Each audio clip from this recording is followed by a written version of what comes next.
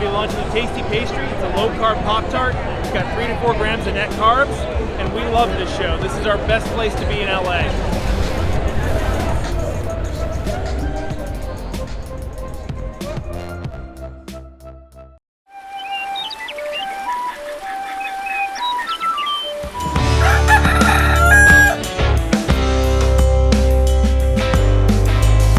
Welcome back to Legendary Foods Muscle in the Morning. I'm Dave Palumbo, and today is Friday, August 12th, 2022. And let's find out what's going on in the world of bodybuilding and fitness. Of course, we're only a few hours away from kicking off the action at the Texas Pro.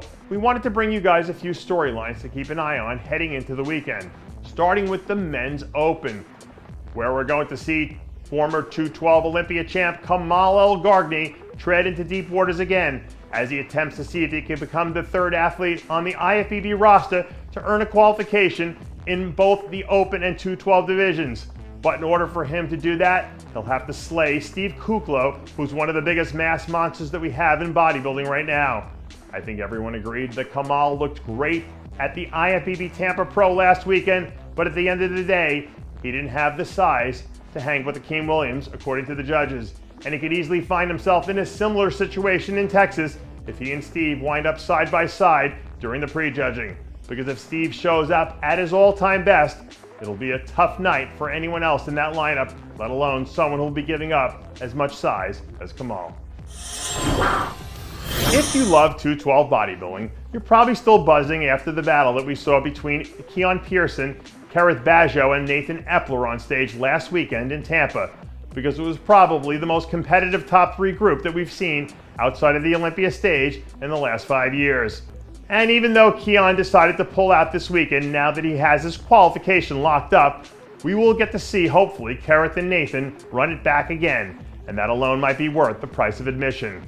What we saw those 3 do last weekend felt like a huge shot in the arm for this division, which hasn't had a whole lot of excitement up till this point in the season. If these somehow end up trading places, or even if they just get a repeat. So if these guys somehow end up trading places, or even if we get a repeat of what we just saw, I think it will go a long way towards shifting more focus back towards the 212, as people start to realize that this division has some really incredible bodybuilders up and down the roster. Now, it looks like this weekend they're going to have a little something for everyone at the Texas Pro, especially if you're someone who likes to see some new blood on stage, because in less than 24 hours, we're going to see Andrew Jacked make his IFBB Pro debut. This year's Arnold Amateur winner will be competing in the open class, which has a couple of big names, and big names that we've already discussed, and a handful of other top-tier guys who are all gunning to work their way one step closer to earning a ticket to the big dance at the end of the season. Also, if you're a classic physique fan, this one might be worth tuning into, because we're also going to see Florian Poirson make his debut in this division. On paper, classic isn't quite as heavy as some of the other divisions, which could present a nice opportunity for Florian to get his feet wet. But he still has to deal with Courage Opara, who's coming into this Saturday looking to make it 2 in a row following last weekend's dominant performance at the Tampa Pro. So if you're looking for a couple of dark horses who have the potential to shake things up here, Andrew and Florian are 2 guys who have the potential to do some major damage. Over on the women's side, there has to be a ton of high-level talent laying it all on the table this weekend as well, especially in the wellness division. We're going to see newly minted NPC USA champion Jen Scarborough make her pro debut. Some of you might remember that we spotlighted Jen heading into the USA's a few weeks ago. And now that she's made us look like we know what we're doing by getting the job done here, it should be interesting to see if she can keep the momentum going with a big win in a lineup that looks like it should be wide open on paper.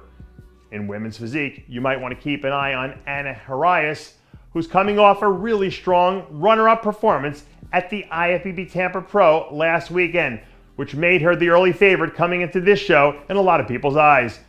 Outside of Natalia Coelho, in her handful of wins, we haven't had too many standout performances in women's physique yet this year. But if Anna can step up and seal the deal here, she's someone we can definitely see carrying that momentum on into the second half of the season. And that does it for yet another edition of Muscle in the Morning. I'm Dave Palumbo, reminding you to always be true to your passions. Make sure to follow us on Facebook, Twitter, and Instagram.